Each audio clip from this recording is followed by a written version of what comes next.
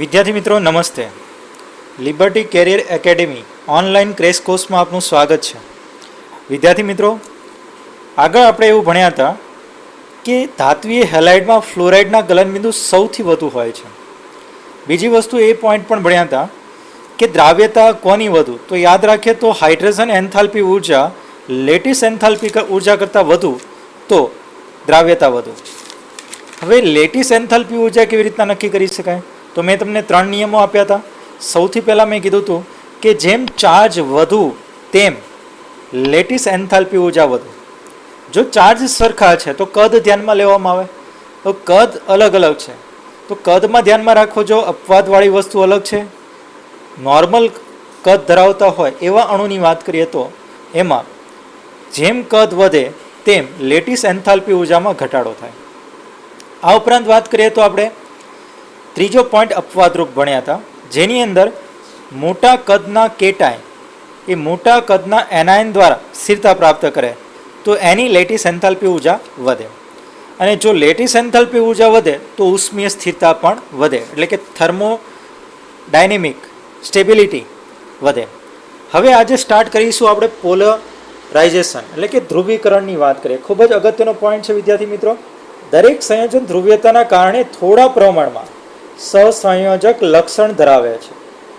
ધન આયન અને ઋણ આયન વચ્ચે રહેલા પ્રબળ ઇલેક્ટ્રોસ્ટેટિક આકર્ષણ બળને કારણે બે આયનોમાંથી ઋણ આયન પાસે ઇલેક્ટ્રોન ઘનતા વધારે હોય છે, જેથી સહસંયોજક લક્ષણ વિકસિત થાય છે. આ સહસંયોજક લક્ષણ એ ધ્રુવીકરણના સપ્રમાણમાં હોય છે. એટલે કે ઝેડ ઇફેક્ટ ધન આયનની વધે તેમ ધ્રુવીકરણ વધે, અને ધ્રુવીકરણ વધે તો સહસંયોજક બંધ બનવાની વૃત્તિમાં વધારો થાય. તો કોઈ પણ આયન છે, યાદ રાખજો, 100% આયનીય બંધ ધરાવતો નથી, થોડા પ્રમાણમાં સહસંયોજક લક્ષણ ધરાવે છે. તો સૌથી પહેલાં વાત કરીએ આપણે, ધારો કે એક ઉદાહરણ લઈએ. આ સોડિયમનું ઇલેક્ટ્રોન વાદળ છે. સોડિયમનો પરમાણુ ક્રમાંક આપણે જાણીએ છીએ 11 છે. એમાં બાહ્યતમ કોષમાં 1 ઇલેક્ટ્રોન છે, ભાગીદારી દ્વારા બંધ બનાવે છે.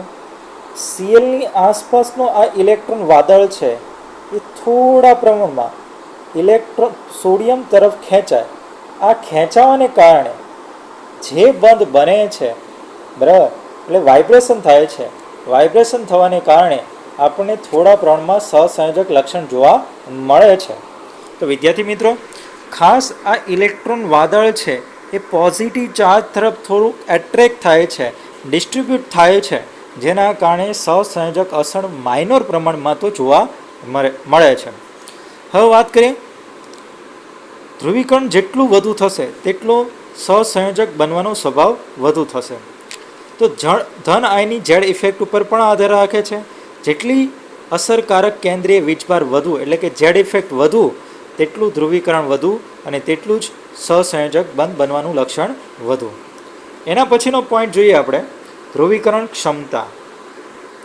વિદ્યાર્થી મિત્રો, ધ્રુવીકરણ ક્ષમતા એટલે ધન આયન અને ઋણ આયનના ઇલેક્ટ્રોન વાદળને પોતાના તરફ ખેંચવાની ક્ષમતાને ધ્રુવીકરણ ક્ષમતા કહેવાય છે. વિદ્યાર્થી મિત્રો, અહીં તમે જોઈ શકો છો, આકૃતિ મેં દોરેલ છે એમાં ધન આયન દ્વારા ઋણ આયનને, આ ઇલેક્ટ્રોનને પોતાની તરફ ખેંચે છે. અહીંયા ઇલેક્ટ્રોન છે, બરાબર, પોતાની તરફ ખેંચે છે. ત્યારે આ નજીકના ભાગમાં આવે છે ત્યારે આમની વચ્ચે વાઇબ્રેશન થાય છે, ધ્રુવીકરણ થાય છે. તો આ યાદ રાખજો, જેને 5 વડે દર્શાવવામાં આવે છે ધ્રુવીકરણ ક્ષમતાને, અથવા આયનીય પોટેન્શિયલ શબ્દ પણ વાપરી શકે છે. તો ધન આયન પરનો વીજભાર ભાગ્યા ધન આયનનું કદ વડે આપણને ધ્રુવીકરણ ક્ષમતા માપી શકાય છે. એના પછી વાત કરીએ આપણે વિદ્યાર્થી મિત્રો, પોલરાઇઝેશન પાવર ધન આયન પર આધાર રાખે છે, જ્યારે પોલરાઇઝેબિલિટી ઋણ આયન પર આધાર રાખે છે.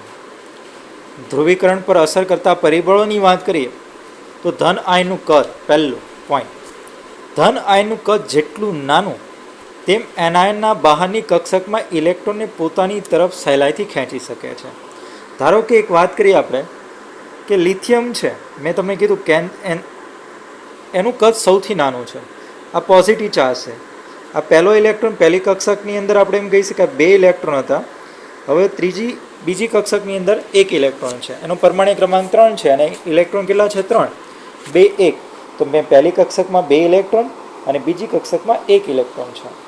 જ્યારે એના પછી વાત કરીએ સોડિયમની વાત કરીએ તો પહેલી કક્ષકમાં 2 ઇલેક્ટ્રોન,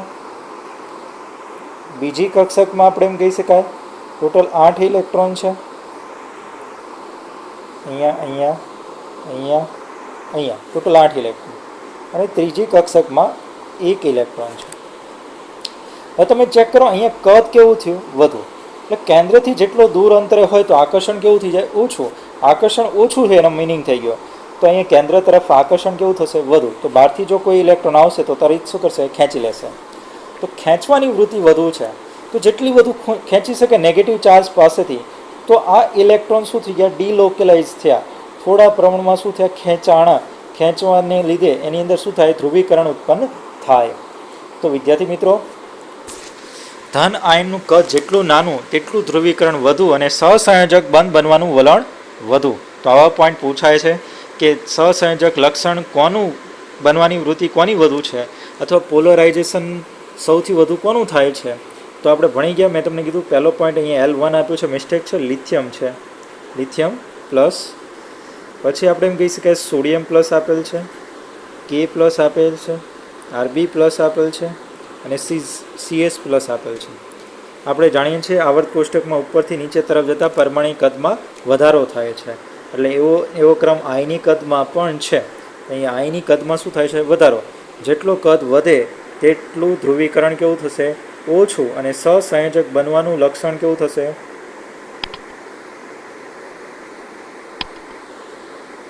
વધુ. તો ઉપરથી નીચે તરફ જતા ક્રમમાં શું થાય છે? આપણે એમ કહી શકાય ઉપરથી નીચે તરફ જઈએ તો સહસંયોજક બંધ બનવાના વલણમાં શું થાય છે? ઘટાડો. કારણ કે ઉપરનું કદ કેવું છે? નાનું. જેટલું કદ નાનું એટલું વધુ. તો આ ખાસ ધ્યાનમાં રાખજો. આ પોઈન્ટ અગત્યના છે. મિક્સિંગ ન થાય એટલે એક ડેટા તરીકે અલગ નોટ્સમાં તૈયાર કરી રાખજો. લાસ્ટના સમયે જ્યારે રિવિઝન કરવાનું આવે એક્ઝામના આગલા 4-5 દિવસમાં, ત્યારે આ પોઈન્ટ ઉપર એક વાત નજર ફેરવી લેવી. આખી દુનિયા જ્યારે ઓનલાઈન થઈ રહી છે, નવી ટેકનોલોજી નવી લાઈફસ્ટાઈલ સાથે સંલગ્ન થઈ રહી છે અને વર્ક ફ્રોમ હોમ જ્યારે નોર્મલ બની રહ્યું છે, ત્યારે સ્ટડી ફ્રોમ હોમ શું એક સારો આઈડિયા નથી? લર્ન લિબર્ટીની નવી એપ. ગુજરાતની સૌથી પ્રતિષ્ઠિત વિશ્વસનીય કોચ અને માર્ગદર્શક લિબર્ટી કરિયર એકેડમી દ્વારા પ્રસ્તુત છે લર્ન એપ. અને આ એપ ખાસ કરીને ધોરણ 9 થી 12 ગુજરાતી અને ઇંગ્લિશ મીડિયમ તથા નીટ, જેઈઈ મેઇન અને ગુજસેટ જેવી સ્પર્ધાત્મક પરીક્ષાઓ માટે બનાવવામાં આવી છે. તો હવે લિબર્ટીની નવી લર્ન એપ ડાઉનલોડ કરીને આપ ક્યાંય પણ અને આપના અનુકૂળ સમયે અભ્યાસ કરી શકો છો. ઋણ આયનનું કદ જેટલું મોટું તેટલા બાહ્યતમ કોષમાં રહેલા ઇલેક્ટ્રોન ધન આયનને આપી શકે.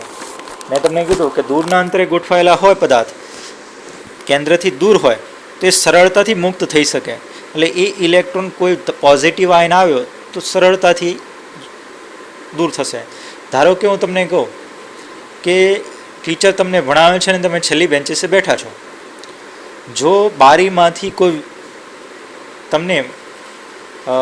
ત્યાંથી નીકળે વિદ્યાર્થી મિત્રો, તો તમારી નજર તરત તમે ફેરવી શકો છો. કારણ કે સરનો એટલી નજર તમારી સમક્ષ જતી નથી. જ્યારે પહેલી બેન્ચીસે બેઠેલા વિદ્યાર્થીને અથવા બીજી બેન્ચીસે બેઠા છે ફરશે અથવા કોઈ હલનચલન કરશે તો તરત સરને ખ્યાલ આવી જશે. તો કહેવાનો મતલબ છે કે દૂર જે રહેલો છે ઇલેક્ટ્રોન, એને પ્રોટોન પ્રત્યે આકર્ષણ કેવું છે? ઓછું હોવાને કારણે એ જો કોઈ કન્ડિશન એવી મળે કે તરત એના તરફ એટ્રેક્ટ થાય. બરાબર? પોઝિટિવ ચાર્જ આવશે એટલે ઇલેક્ટ્રોન છે એ તરત એના તરફ એટ્રેક્ટ થશે. તો આ પોઈન્ટ ખાસ ધ્યાનમાં રાખજો વિદ્યાર્થી મિત્રો. ઋણ આયનનું કદ જેટલું મોટું તેમ આપણે એમ કહી શકાય ધ્રુવીકરણ વધુ, અને ધ્રુવીકરણ વધુ તો સહસંયોજક લક્ષણ વધુ. તો એક ઉદાહરણ મેં આપ્યું છે અહીંયા તમને I-, Br-, Cl અને F-. આપણે એમ કહી શકાય F, Cl-, Br અને I-. આપણે જાણીએ છીએ ઉપરથી નીચે તરફ જાઓ તો કદમાં શું થાય? વધારો. કદમાં વધારો અને નેગેટિવ ચાર્જ છે એટલે કદમાં વધારો થાય તો શું થાય? આપણે ભણી ગયા સપ્રમાણમાં શું થશે? ધ્રુવીકરણ થશે. અને સહસંયોજક લક્ષણ એટલે કે આમાં વધારો થશે તો આમાં પણ વધારો થશે અને એમાં વધારો થશે તો આમાં પણ એટલે સહસંયોજક લક્ષણનો વધારો જોવા મળશે. તો આ પોઈન્ટ ખૂબ જ અગત્યનો છે વિદ્યાર્થી મિત્રો. ત્યારબાદ વાત કરીએ ધન આયનનો ચાર્જ. ધન આયનનો ચાર્જ જેટલો વધુ તેટલો ઇલેક્ટ્રોન વધુ ખેંચી શકે. યાદ રાખજો વિદ્યાર્થી મિત્રો, અહીં લખ્યું છે ધન આયનનો ચાર્જ જેટલો, અહીંયા જેટલો છો વિદ્યાર્થી મિત્રો મિસ્ટેક છે, વધુ તેટલો ઇલેક્ટ્રોન વધુ ખેંચી શકે, તેથી ધ્રુવીકરણ વધુ થાય. તો યાદ રાખજો ધન આયન જેટલો વધુ છે, દાખલા તરીકે હું એમ કહું સોડિયમ પ્લસ પછી Mg+2 અને Al+3 આ ત્રણની વાત કરીએ તો આમાંથી સૌથી વધુ ચાર્જ ક્યાં છે? +3નો. +3 એટલે આપણે સમજીએ છીએ, ધારો કે અહીંયા ઇલેક્ટ્રોન હતા ટોટલ 11, 11માંથી પ્રોટોન કેટલા રહ્યા? 11. ઇલેક્ટ્રોન કેટલા રહ્યા? 10. અહીંયા પ્રોટોન કેટલા છે? 12. અહીંયા કેટલા થયા? 10. અહીંયા 13 ઇલેક્ટ્રોન અને અહીંયા પ્રોટોન 13 અને 10 ઇલેક્ટ્રોન. દોરડા ખેંચ રમીએ આપણે તો પ્રોટોન એટલે એક બાજુ હું પ્રોટોન રાખું અને એક બાજુ ઇલેક્ટ્રોન રાખું. તો આ બાજુની વાત કરીએ તો અહીંયા 11 પ્રોટોન અને અહીંયા 10 ઇલેક્ટ્રોન. બીજાની અંદર કન્ડિશનની અંદર કીધું 12 અને 10 અને અહીંયા ત્રીજાની કન્ડિશનની અંદર કીધું 13 અને 10. તો ચેક કરો અહીંયા સંખ્યા વધતી જાય છે તો ઇલેક્ટ્રોન કઈ તરફ ખેંચાશે? આ બાજુ. તો કોણ વધુ ખેંચી શકે? અહીંયા તાકાત વધતી ગઈ, ઉપરથી નીચે તરફ જાઓ તો તાકાત વધી જાય. તો જે ઇલેક્ટ્રોન વધુ ખેંચી શકે તેનું ધ્રુવીકરણ વધુ થાય અને ધ્રુવીકરણ વધુ થાય તો આપણે એમ કહી શકાય સહસંયોજક બનવાનું લક્ષણ વધી જાય. તેથી ચાર્જ જેટલો વધે તેટલું સહસંયોજક બનવાનું લક્ષણમાં વધારો થાય. વિદ્યાર્થી મિત્રો, ત્યારબાદ વાત કરીએ વિદ્યાર્થી મિત્રો ઋણ આયનનો ચાર્જ. ધન આયનના ચાર્જની વાત કરીએ, જેટલો ઋણ આયનનો ચાર્જ વધુ તેટલું ધ્રુવીકરણ કેવું થશે? વધુ. અહીંયા ચલે છે, બે નથી, ચલે છે. ધ્રુવીકરણ કેવું થશે? વધુ. અને ધ્રુવીકરણ વધુ થશે તો આપણે એમ કહી શકાય સહસંયોજક લક્ષણ વધે. આમાં પણ એવી જ આવ્યું નેગેટિવ અને પોઝિટિવ ચાર્જમાં યાદ રાખવું ટૂંકમાં, જેમ ચાર્જ વધે તેમ આપણે એમ કહી શકાય ધ્રુવીકરણ વધુ થશે. ખ્યાલ જ છે કે ભાઈ જો નેગેટિવ ચાર્જ જેટલો વધુ આવશે એટલું ઇલેક્ટ્રોન વધુ આપી શકશે, જેટલો ઇલેક્ટ્રોન વધુ આપી શકે તેટલું ધ્રુવીકરણ વધુ થાય. તો આ પોઈન્ટ થયો. એના પછી વાત કરીએ આભાસી નિષ્ક્રિય વાયુ રચના. કેટલાક ધન આયન કે જે આભાસી નિષ્ક્રિય વાયુ જેવી રચના ધરાવે છે અને જેની ઊંચી ઝેડ ઇફેક્ટને કારણે બાહ્યતમ કક્ષકમાં રહેલા 18 ઇલેક્ટ્રોન પાસે વધારે ધ્રુવીકરણ ક્ષમતા છે. ઉદાહરણ તરીકે વાત કરીએ, ધારો કે 8 બાહ્યતમ કોષમાં 8 ઇલેક્ટ્રોન છે ને એકમાં 18 છે, બંને નિષ્ક્રિય વાયુ છે, પણ આપણે જાણીએ છીએ અષ્ટકના રચના પ્રાપ્ત કરેલ એ વધુ સ્ટેબલ કહેવાય. પરંતુ આમાં ધ્રુવીકરણની ક્ષમતા કોની વધુ હોય? તો 8 કરતાં હંમેશા 18ની ધ્રુવીકરણ ક્ષમતા વધુ હોય. આ ધ્યાનમાં રાખજો, ખાસ કહેલું છે. કારણ કે આમાં ડી કક્ષકમાં નિર્બળ શિલ્ડિંગ અસરને કારણે ઇલેક્ટ્રોનનું આકર્ષણ વધી જાય છે, એટલે ધ્રુવીકરણ ક્ષમતામાં ધ્રુવીકરણની અંદર વધારો થાય છે. એક ઉદાહરણ આપેલ છે, ઘણી વખત એક્ઝામની અંદર પૂછાયેલો પ્રશ્ન છે જે મેં તમારી સમક્ષ રજૂ કરું છું. હા, અહીંયા લખ્યું છે CuCl નું સહસંયોજક લક્ષણ NaCl કરતાં વધુ છે. તો CuClની વાત કરીએ, કોપરની અંદર બાહ્યતમ કોષમાં ટોટલ 18 ઇલેક્ટ્રોન છે, જ્યારે સોડિયમની અંદર બાહ્યતમ કોષમાં 8 ઇલેક્ટ્રોન છે. બરાબર. આની અંદર કેટલા છે? 18 અને આની અંદર 8. અહીંયા મેં તમને હમણાં જ કીધું કે અહીંયા નિષ્ક્રિય વાયુ જેવી રચના પ્રાપ્ત છે, આભાસી નિષ્ક્રિય વાયુ જેવી રચના પ્રાપ્ત છે. હોવી જોઈએ બાહ્યતમ કોષમાં 8 ઇલેક્ટ્રોન હોય તો જ એને આપણે નિષ્ક્રિય વાયુ જેવી રચના પ્રાપ્ત થાય, પરંતુ એવું છે નહીં, છતાં આ વધુ સ્ટેબલ છે. અને વધુ સ્ટેબલ તો યાદ રાખજો સહસંયોજક બનવાનું લક્ષણમાં વધારો થાય છે. બીજો એક પોઈન્ટ ખાસ અગત્યનો છે અહીંયા, ખાસ એ વાત છે કે અહીંયા કોપર ક્લોરાઇડની આપણે એમ કહી શકાય સહસંયોજક બનવાનું લક્ષણ વધુ તેમ ઉત્કલન બિંદુ એનું મેલ્ટિંગ પોઈન્ટ કેવું થઈ જશે? ઓછું. 442 ડિગ્રી સેલ્સિયસ CuClનું છે અને NaClનું છે 800 ડિગ્રી સેલ્સિયસ.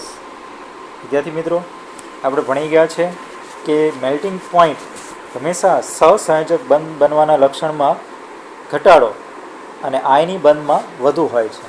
તો એ બાબત પણ અહીંયા લાગુ પડે છે. ત્યારબાદ કેટલીક મહત્ત્વની બાબતો છે. ધાત્વીય ઓક્સાઇડ કરતાં સલ્ફાઇડ પાણીમાં ઓછા દ્રાવ્ય છે. કોઈપણ દાખલા તરીકે NaO લઈએ, Na2O લઈએ અને NaS લઈએ, તો આની અંદર વાત કરીએ તો પાણીમાં ઓછા દ્રાવ્ય કોણ છે? તો યાદ રાખજો, આ ઓછા દ્રાવ્ય છે. બીજી વાત કરીએ, લિથિયમ ક્ષાર કાર્બનિક દ્રાવકમાં દ્રાવ્ય છે, કારણ કે લિથિયમ એ સહસંયોજક બંધ બનાવે છે અને કાર્બનિક દ્રાવકો પણ મોટાભાગે સહસંયોજક બંધથી જોડાયેલા છે. પાણી જ્યારે આયનીય બંધ ધરાવે છે, સહસંયોજક બંધ એટલો બધો હોતો નથી. પાણી કેવો છે? આયનીય બંધ બનાવે છે, એટલે ધ્રુવીય છે. ધ્રુવીય હંમેશા ધ્રુવીયમાં દ્રાવ્ય થાય, એવું આપણે ભણ્યા છે. ધ્રુવીકરણ વધે તેમ સહસંયોજક લક્ષણ વધે. ત્યારબાદ વાત કરીએ ગલનબિંદુનો ક્રમ. તો કેટલો ક્રમ આપેલ છે? NaF, NaCl, NaBr અને NaI. આપણે આગળ ભણ્યા હતા કે ગલનબિંદુ કોનું વધુ હોય? તો મેં તમને કીધું હતું એ પ્રમાણે કે જેનું કદ નાનું હોય તેની લેટિસ એન્થાલ્પી ઉર્જા વધે. લેટિસ એન્થાલ્પી ઉર્જા જેની વધુ તેનું ગલનબિંદુ ઊંચું. તો આ પહેલા પોઈન્ટની અંદર ચેક કરો. કદ મોટું આ છે, કદ નાનું આ છે. જેટલું કદ નાનું એટલી લેટિસ એન્થાલ્પી ઉર્જા વધુ ને એટલું જ ગલનબિંદુ વધુ. બીજા પોઈન્ટની અંદર પણ એ જ વસ્તુ લાગુ પડે કે Na પ્લસ છે, Mg+2, Al+3, 3 વસ્તુ જોવા મળી. બરાબર. જેટલો ચાર્જ વધુ છે તેટલો આપણે એમ કહી શકાય સહસંયોજક બંધ બનવાનું લક્ષણમાં શું થાય? વધારો થાય. એવું ભણ્યા છે આપણે. બરાબર. તો અહીંયા આપણે એમ કહી શકાય સહસંયોજક બનવાના લક્ષણમાં શું થાય છે? વધારો.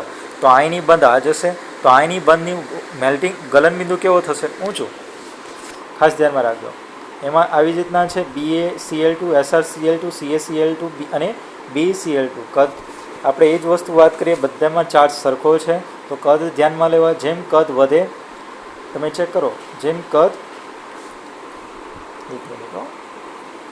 અહીંયા ચેક કરીએ, Cl બધામાં છે, તો બેરિલિયમ, મેગ્નેશિયમ, કેલ્શિયમ, સ્ટ્રોન્શિયમ અને Ba તરફ જઈએ તો કદ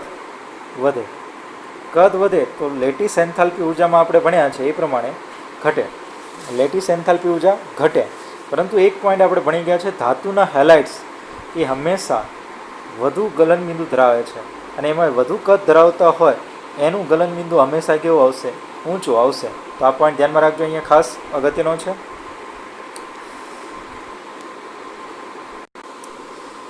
વિદ્યાર્થી મિત્રો, ત્યારબાદ વાત કરીએ આપણે, શું કાર્બન પરમાણુ સ્થિર છે? જો ના, તો સ્થિર થવા માટે શું કરશે? આગળ આપણે વાત કરેલી સોડિયમ અને ક્લોરિન વિશે, એવી જ વાત અહીંયા કરીશું. સૌથી પહેલાં વાત કરીએ કાર્બનનો પરમાણુ ક્રમાંક. કાર્બનનો પરમાણુ ક્રમાંક 6 છે. તેની ઇલેક્ટ્રોન રચના 2 અને 4, એટલે કે 1s2, અહીંયા 1s2, 2s2 અને 2p2 છે. તો બાહ્યતમ કોષમાં ટોટલ 4 ઇલેક્ટ્રોન છે. આ 4 ઇલેક્ટ્રોન કાં તો ગુમાવે અને અષ્ટક રચના પ્રાપ્ત કરે. આપણે ભણી ગયા છે, અષ્ટક રચના નથી પણ અપવાદરૂપ નિષ્ક્રિય વાયુ જેવી રચના પ્રાપ્ત કરે. 4 ઇલેક્ટ્રોન ગુમાવે તો, અથવા આની અંદર 4 ઇલેક્ટ્રોન આપવામાં આવે તો ટોટલ 8 ઇલેક્ટ્રોન થાય અને 8 ઇલેક્ટ્રોન એટલે નિષ્ક્રિય વાયુ જેવી રચના પ્રાપ્ત કરે. તો જો ગુમાવે તો C+4 બને. શું બને? C+4. અને જો મેળવે તો આપણે જાણીએ છીએ ઇલેક્ટ્રોન મેળવે તો નેગેટિવ ચાર્જ બને એટલે C-4 બને. પરંતુ C+4 એટલે કે ઇલેક્ટ્રોન ગુમાવવા માટે 4 ઇલેક્ટ્રોનને ગુમાવે છે, તો આપવી પડતી ઉર્જા મારે વધુ ખર્ચવી પડે, જે યોગ્ય નથી. અને જ્યારે મારે 4 ઇલેક્ટ્રોન મેળવવા છે, બહારથી 4 ઇલેક્ટ્રોન મેળવવા છે, તેથી ઇલેક્ટ્રોન પ્રાપ્ત એન્થાલ્પી ઉર્જા વધુ દૂર કરવી પડે. પણ એ પણ શક્ય નથી વધુ દૂર થાય. તો આનો સોલ્યુશન શું વિદ્યાર્થી મિત્રો?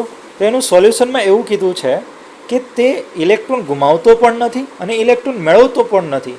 તે કોઈ બીજા અયુગ્મિત ઇલેક્ટ્રોન અને એનાથી વિરુદ્ધ સ્પિન ધરાવતા ઇલેક્ટ્રોન સાથે ભાગીદારી કરી સહસંયોજક બંધ બનાવે છે.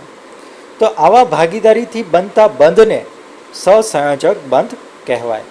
વિદ્યાર્થી મિત્રો, ખૂબ જ અગત્યનો પોઈન્ટ છે. સહસંયોજક બંધ એટલે ખ્યાલ આવી ગયો હશે તમને. દાખલા તરીકે વાત કરીએ આપણે,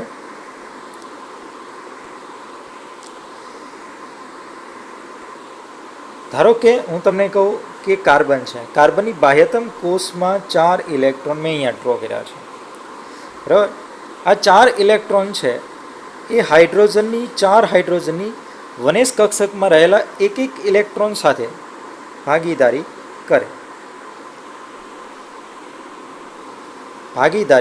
કરે અને શું બનાવે? હાઇડ્રોજન સાથે જોડાઈને એક સહસંયોજક બંધ, આવા 4 સહસંયોજક બંધ બનાવશે. અને 4 સહસંયોજક બંધ બને ત્યારે તમે ચેક કરો અહીંયા, તો અષ્ટક રચના પ્રાપ્ત થઈ ગઈ. આની સાથે જોડાશે, આની સાથે જોડાશે, આની સાથે. તો ચેક કરો, અષ્ટક રચના પ્રાપ્ત કરી લીધી, મોસ્ટ સ્ટેબલ પદાર્થ બની ગયો.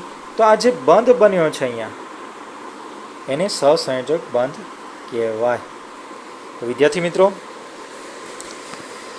સહસંયોજક બંધ એ બે વધારે વિદ્યુત ઋણમય તત્વો વચ્ચેનો બંધ છે.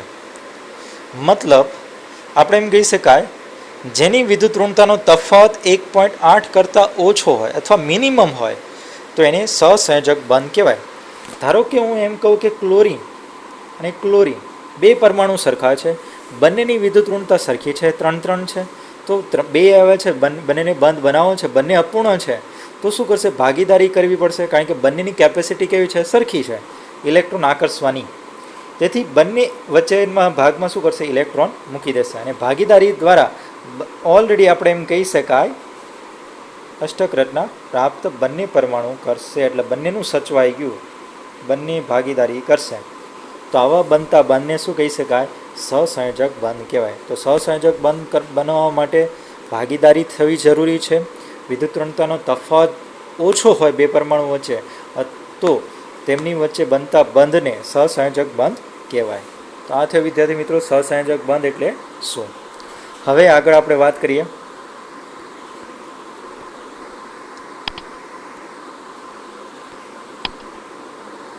સહસંયોજક બંધનું વર્ગીકરણ. સહસંયોજક બંધને 3 ભાગમાં વહેંચવામાં આવ્યું છે. એક પોલારિટી લખ્યું છે, પોલારિટી. બીજું નંબર ઓફ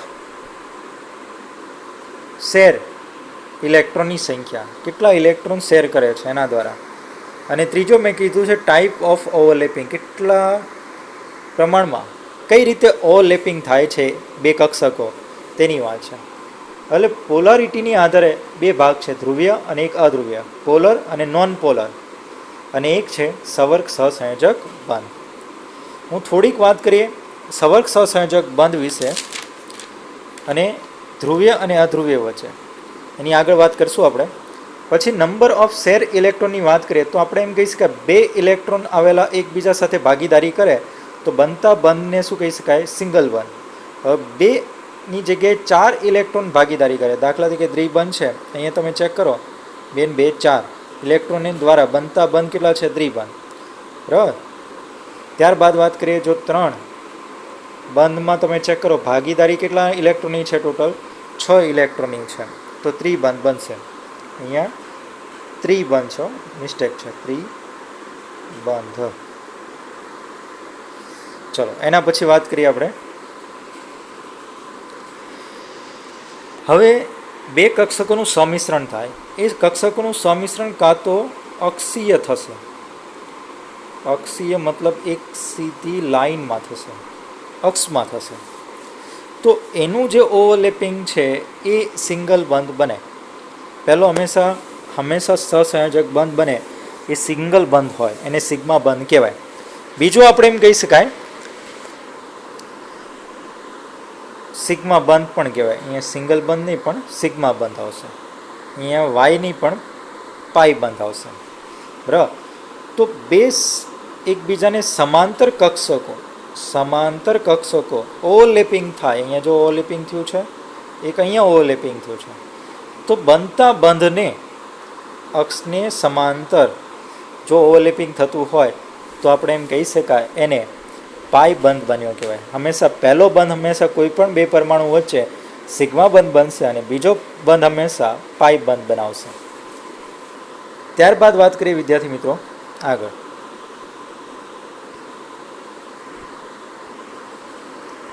અધ્રુવીય સિંગલ બંધની વાત કરીએ.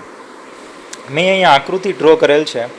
એની અંદર પહેલાં ફ્લોરિનનો પરમાણ્વીય ક્રમાંક આપણે વાત કરીએ તો 9 છે.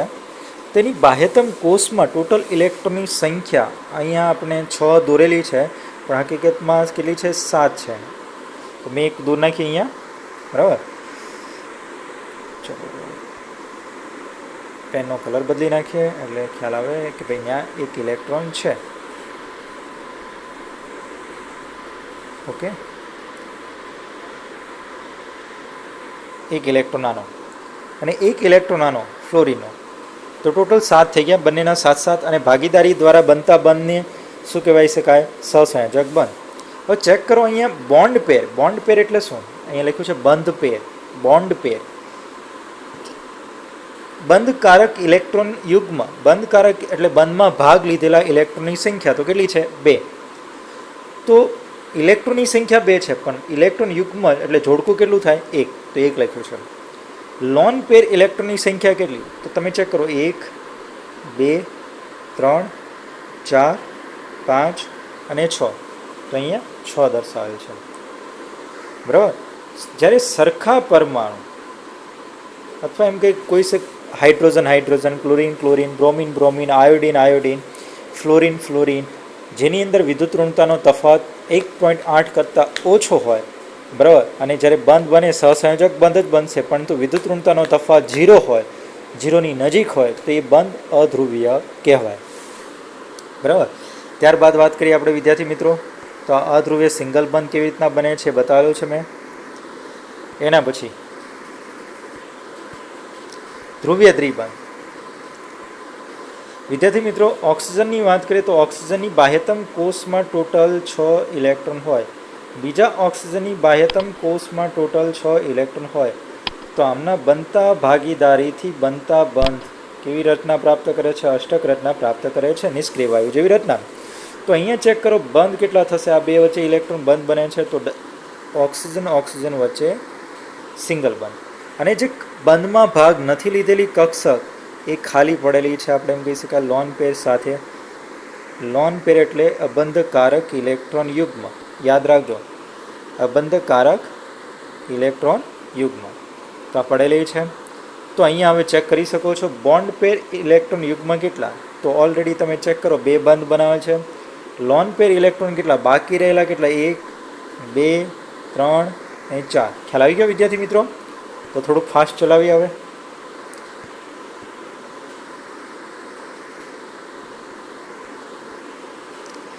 ધ્રુવીય સિંગલ બંધ કોને કહેવાય? જો અધ્રુવ્યનો તો ખ્યાલ આવી ગયો કે અધ્રુવ્ય એટલે શું? કે જ્યારે બે પરમાણુ સરખા હોય, અથવા એમ કહી શકાય વિદ્યુત ઋણતાનો તફાવત, બંનેની વિદ્યુત ઋણતાનો, ફ્લોરિન ફ્લોરિન મેં લખ્યું, ફ્લોરિનનો આપણે જાણીએ છીએ વિદ્યુત ઋણતા સૌથી વધુ છે 4, અને બીજા ફ્લોરિનની વિદ્યુત ઋણતા પણ 4 છે. તો હવે બંનેના વિદ્યુત ઋણતાનો તફાવત એટલે કે 0 થશે, 4 - 4 0 થશે. તો 0ની નજીક હોય એ બંધ અધ્રુવ્ય હોય. જ્યારે મેં તમને કીધું કે એ મેક્સિમમ તફાવત હશે તો આયની બંધ બને, પણ થોડાક વિદ્યુત ઋણતાનો તફાવત થોડોક વધુ હોય, પણ 0 પણ નથી કે નથી મેક્સિમમ, પણ થોડોક નજીક હોય, ત્યારે બંધ ધ્રુવીય બને. ધારો કે આપણને આપેલ છે હાઇડ્રોજન અને ફ્લોરિન. આપણે હાઇડ્રોજન અને ફ્લોરિનની વાત કરીએ તો હાઇડ્રોજનનો પરમાણુ ક્રમાંક 1 છે, એટલે ઇલેક્ટ્રોન 1 મેં અહીંયા દોર્યા છે. ફ્લોરિનની વાત કરીએ તો 1 અહીંયા છે, બાકીના 6 ઇલેક્ટ્રોન હું અહીંયા દોરું છું. આ 6 ઇલેક્ટ્રોન મેં દોર્યા, બરાબર. તો વિદ્યાર્થી મિત્રો, અહીંયા ફ્લોરિનની વિદ્યુત ઋણતાની વાત કરીએ તો 4 છે, અને 2.1ની આસપાસ છે. તફાવત જો 4 - 2.1 એટલે 1.9, મેક્સિમમ નથી પણ નજીક છે. તો આ ખાસ ધ્યાનમાં રાખજો કે ત્યારે આ બંધ શું થશે? વાઇબ્રેશન થશે, એટલે કે ધ્રુવીય થશે. હવે વાત કરીએ તો ખ્યાલ આવી ગયો ધ્રુવીય ક્યારે થાય? જ્યારે બે પરમાણુ વચ્ચેનો બંધ ક્યારે ધ્રુવીય થાય? તો જ્યારે હંમેશા વિદ્યુત ઋણતાનો તફાવત હોય.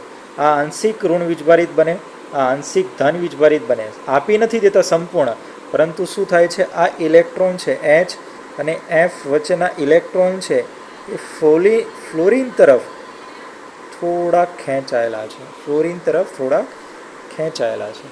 વિદ્યાર્થી મિત્રો, થોડાક 50% જ નથી, પણ એના કરતાં ક્યાં છે, આગળના ભાગમાં છે. તેથી બંધ કેવો થાય છે, વાઇબ્રેશન. એના પછી વાત કરીએ આપણે, તો ખ્યાલ આવી ગયો હશે વિદ્યાર્થી મિત્રો. તો અહીંયા ચેક કરીએ આપણે, લોન પેરની સંખ્યા કેટલી, તો 3. ચેક કરીએ. લોન પેર એટલે આપણે એમ કહીશું કે બંધમાં ભાગ નથી લીધો તેવા ઇલેક્ટ્રોન, અબંધકારક ઇલેક્ટ્રોન, અબંધકારક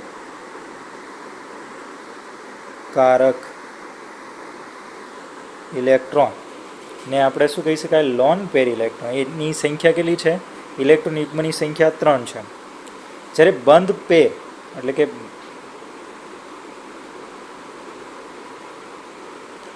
બંધકારક ઇલેક્ટ્રોનની સંખ્યા, બંધકારક ઇલેક્ટ્રોનની સંખ્યા તમે ચેક કરો તો 1 જ છે. આ 1 જ બંધ બને છે. તો આના ઉપરથી આપણે એમ કહી શકાય, હવે રેડ પેનનો યુઝ કરીએ, અહીંયા 1 જ છે વિદ્યાર્થી મિત્રો. અહીંયા કેટલા છે, 1 જ બંધ છે એટલે 1 આવશે. તો આ થઈ ધ્રુવીય બંધમાં લોન પેર કેટલા અને બોન્ડ પેર કેટલા.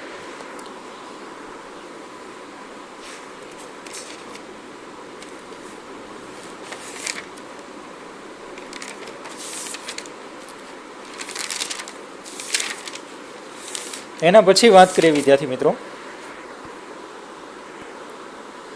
અહીંયા મેં ફોર્માલ્ડીહાઇડ આપેલ છે. એનું સ્ટ્રક્ચર આ રીતના બને, SC ડબલ બોન્ડ OH, આ રીતના લખી શકાય. તો હવે સમજીએ, મધ્યસ્થ પરમાણુ છે એના 4 ઇલેક્ટ્રોન અહીંયા ગોઠવાઈ ગયા છે. ફરીથી વાત કરીએ તો આપણે ગોઠવીએ ફરીથી ઇરેઝર. કાર્બનની વાત કરીએ તો બાહ્યતમ કોષમાં ટોટલ 4 ઇલેક્ટ્રોન છે, તો અમે ડ્રો કર્યા છે, જેમાંથી 2 હાઇડ્રોજનની ઇલેક્ટ્રોન સાથે ભાગીદારી કરે. તો હાઇડ્રોજન મેં દૂર નાખ્યા. તો બાકી રહેલા 2 ઇલેક્ટ્રોન છે અને આપણે કાઢી નાખીએ. ઓકે,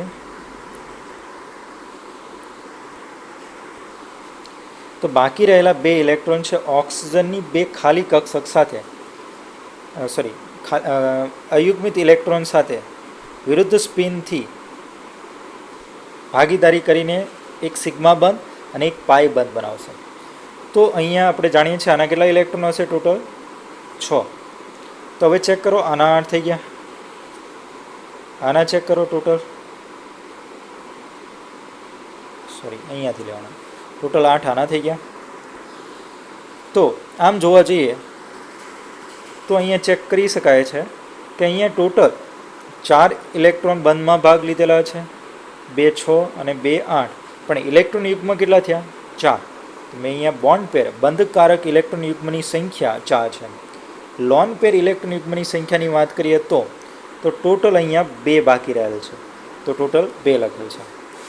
અને યાદ રાખજો, અહીંયા પહેલો બંધ હંમેશા 2 બંધમાંથી જે પહેલો બંધ બને એ અક્ષીય હોય, સિગ્મા બંધ બનાવે, અને બીજો બંધ બનાવે એ હંમેશા પાઈ બંધ હોય. આ ધ્યાનમાં રાખવું. ત્યારબાદ વાત કરીએ વિદ્યાર્થી મિત્રો એના પછીનો, આયની બંધ અને સહસંયોજક બંધ વચ્ચેનો તફાવત ખૂબ જ અગત્યનો છે. ઘણી વખત આવા ડેટા પૂછી લેતા હોય છે કે આયની બંધ માટે શું લાગુ પડે છે, સહસંયોજક બંધ માટે શું લાગુ પડે છે. તો એવા પ્રશ્ન પૂછાય છે, એટલા માટે એક વાત વાંચી લેવા, યાદ કરવા. અહીં આપણે આયની બંધની વાત કરીએ તો એક ધાતુ તરીકે ધન આયન અને અધાતુ તરીકે ઋણ આયન વચ્ચેનું આકર્ષણ બળને આયનીય બંધ કહીએ છીએ. તો એમાં એક ધાતુ અને એક અધાતુ વચ્ચે જ આયનીય બંધ બને છે. જ્યારે સહસંયોજક બંધ છે એ 2 અધાતુ વચ્ચે હંમેશા બંધ બનશે. ધ્રુવીયતા આપણે એમ કહી શકાય આયનીય બંધમાં સહસંયોજક બંધ કરતાં વધુ છે, કારણ કે વિદ્યુત ઋણતાનો તફાવત વધુ છે. એટલા માટે આયનીય બંધમાં ચોક્કસ આકાર હોતો નથી, જ્યારે સહસંયોજક બંધમાં ચોક્કસ આકાર હોય છે. બીજું, આયના બંધની વાત કરીએ તો રૂમ ટેમ્પરેચરે સોલિડ અવસ્થામાં હોય છે આયનીય બંધ. જ્યારે વાત કરીએ સહસંયોજક બંધ છે એ રૂમ ટેમ્પરેચરે પ્રવાહી અથવા ગેસ સ્થિતિમાં હોય છે. આયની બંધનું ગલનબિંદુ સહસંયોજક બંધ કરતાં ઊંચું હોય છે. વિદ્યાર્થી મિત્રો યાદ રાખજો, આનું કેવું આવશે? ઊંચું. ઉત્કલન બિંદુ પણ ઊંચું આવશે. ત્યારબાદ વાત કરીએ ઉદાહરણો આયની બંધના, તો NaCl, K2SO4. આ ઉપરાંત વાત કરીએ તો આપણે એમ કહી શકાય મિથેન વાયુ આની અંદર સહસંયોજક બંધની અંદર, મતલબ આલ્કેન શ્રેણી, આલ્કાઇલ શ્રેણી કોઈ પણ લઈ શકાય છે ઉદાહરણમાં. બરાબર, જે સહસંયોજક બંધ આખો કાર્બનિક ભાગ છે એમાં મોટા ભાગના બંધ સહસંયોજક બંધ બનેલા છે. એટલે અહીંયા કાર્બનિક સંયોજનો એવું પણ લખી શકાય ઉદાહરણમાં. અહીંયા જેટલા ક્ષારો છે એ ક્ષારો હંમેશા કેવા છે? આયની બંધ સ્વરૂપમાં હોય છે. તો ઘણી વખત પૂછે નીચેનામાંથી આયની બંધ શેમાં જોવા મળે છે? તો વિદ્યુત ઋણતાનો તફાવત ચેક કરવાનો. જો મેક્સિમમ મળે તો આયની બંધ, અને જો ઝીરોની નજીક બનતો હોય અથવા થોડોક દૂર બનતો હોય તો આપણે એમ કહી શકાય કે એ સહસંયોજક બંધ બનાવી શકે. તો આ ધ્યાનમાં રાખજો. એના પછીનો પોઈન્ટ લઈએ આપણે, સવર્ગ બંધ કોને કહેવાય? આપણે ભણી ગયા છે સવર્ગ બંધ. સહસંયોજક બંધ એટલે શું? તો બે પરમાણુ વચ્ચે ઇલેક્ટ્રોનના ભાગીદારીથી બનતા બંધને સહસંયોજક બંધ કહે. સવર્ગ સહસંયોજક બંધ એટલો એનો જ ભાગ છે. તો સવર્ગ સહસંયોજક બંધ એટલે એકના ઇલેક્ટ્રોન યુગ્મ, એક પરમાણુના શું થાય? ઇલેક્ટ્રોન યુગ્મ, અને બીજા પરમાણુની ખાલી કક્ષક. ધારો કે હું એમ કહું કે ભાઈ મારી પાસે પૈસા છે પણ મારી પાસે બિઝનેસ કરવા માટે જગ્યા નથી, તો મને બીજો વ્યક્તિ એમ કે હું જગ્યા આપું, તમારા પૈસા ને મારી જગ્યા, આપણે બંને બિઝનેસ ચાલુ કરીએ. તો એ રીતના જે બંધ બને છે એને આપણે એમ કહી શકાય સવર્ગ સહસંયોજક બંધ. તો ઉદાહરણ તરીકે વાત કરીએ આપણે,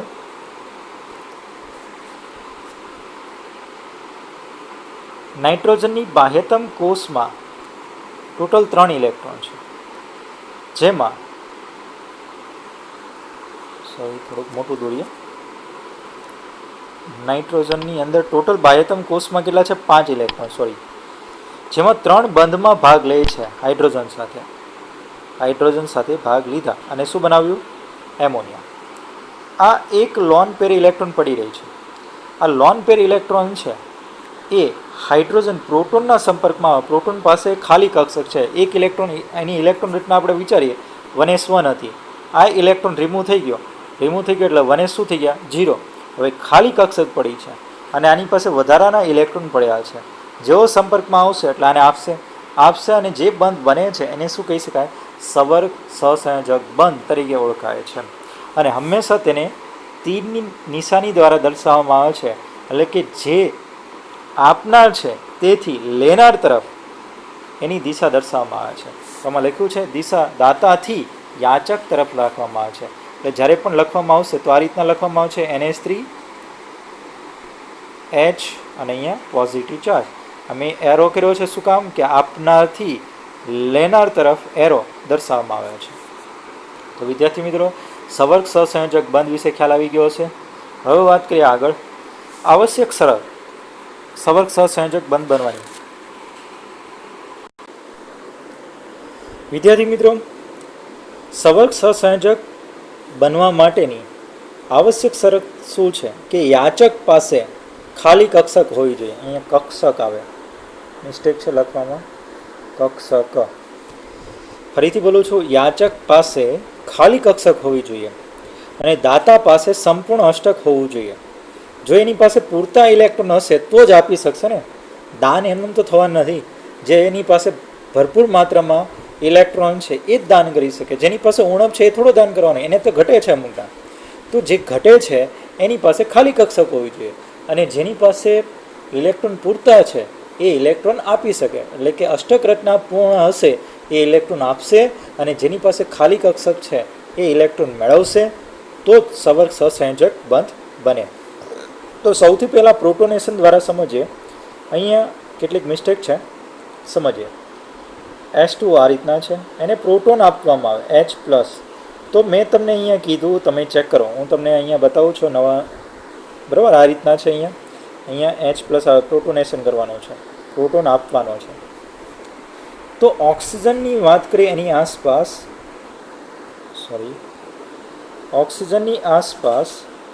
ટોટલ આપણે એમ વિચારીએ 6 ઇલેક્ટ્રોન છે. હાઇડ્રોજન એક અહીંયા છે, એક હાઇડ્રોજન અહીંયા ગોઠવાયેલો, ભાગીદારી કરશે તો અષ્ટક રચના પૂર્ણ છે. ચેક કરો, પૂર્ણ છે. પણ એની પાસે જ ચેક કરો, 2 લોન પેર ઇલેક્ટ્રોન છે અહીંયા 2 લોન પેર ઇલેક્ટ્રોન છે, વધારાના ઇલેક્ટ્રોન છે. પ્રોટોન જેવો આવ્યો સંપર્કમાં, એની પાસે ખાલી કક્ષક છે. ખાલી કક્ષક હોય એટલે ઇલેક્ટ્રોન એને આપશે. તો આપે તો આપણે એમ કહી શકાય કે અહીંયા આપનારથી લેનાર તરફ એરો મેં દર્શાવ્યો તો બનશે શું? H3O plus. સમજાય છે? H3O plus. તો પાણીને પ્રોટોન આપતા શું બનશે? H3O plus. એટલે આની જગ્યાએ તમારે આવી રીતના લખવાનું છે H2O H plus is gives to H3O plus, અથવા લખી શકાય આ રીતના H2O એરો H, અને અહીંયા શું આવશે? પોઝિટિવ, કારણ કે ઇલેક્ટ્રોન એણે આપ્યા છે ઓક્સિજને. સમજાય છે? એવી જ રીતના વાત કરીએ આપણે એમોનિયાની. મેં હમણાં જ સમજાવ્યું હતું, આ તો સમજાવી દીધું કે એમોનિયા છે, એની પાસે લોન પેર ઇલેક્ટ્રોન છે. જેવો પ્રોટોન આવશે એના સંપર્કમાં એની પાસે ખાલી કક્ષક છે, આપશે તો શું બનાવશે? NH4 plus. વિદ્યાર્થી મિત્રો આ ખાસ ધ્યાનમાં રાખજો. એવી જ વસ્તુ વાત કરીએ N2H4, અહીંયા પોઝિટિવ છે, ખાસ ધ્યાનમાં રાખજો N2H4. તો આપણે જાણીએ છીએ નાઇટ્રોજન નાઇટ્રોજન હાઇડ્રોજન હાઇડ્રોજન, અહીંયા હાઇડ્રોજન હાઇડ્રોજન સિંગલ બોન્ડ, અહીં લોન પેર ઇલેક્ટ્રોન પડ્યા છે. જેવો એનો પ્રોટોન સંપર્કમાં આવે તો ઇલેક્ટ્રોન મેળવશે અને આ શું બનાવશે? Positive charge. તો આ જે બની ગયું આપણને એમ કહી શકાય એટલો ભાગ એ N2H5 પ્લસ બનાવશે. તો લખવું હોય તો આ રીતના લખી શકાય N2H4 plus proton is gives to N2H5 positive. ખ્યાલ આવે છે વિદ્યાર્થી મિત્રો? આગળ વાત કરીએ હવે.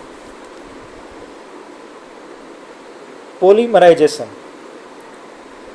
સવર્ગ બંધનું નિર્માણ દરમિયાન અણુનો આકાર અને બંધારણ બદલાય છે. ધ્યાનમાં રાખજો, અહીંયા પોલિમરાઇઝેશન દ્વારા પણ એનો ઘણું બધું બદલાય છે.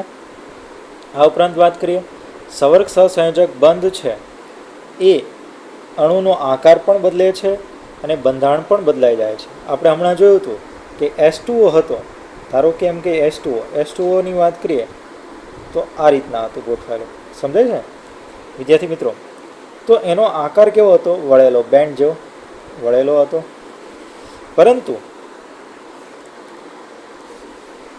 જ્યારે ઓક્સિજન સાથે હાઇડ્રોજન ખેંચાય તો આપણે એમ કહીએ કે એક હાઇડ્રોજન અહીંયા છે, એક હાઇડ્રોજન અહીંયા છે, તો રચના જુઓ તમે બદલાઈ ગઈ.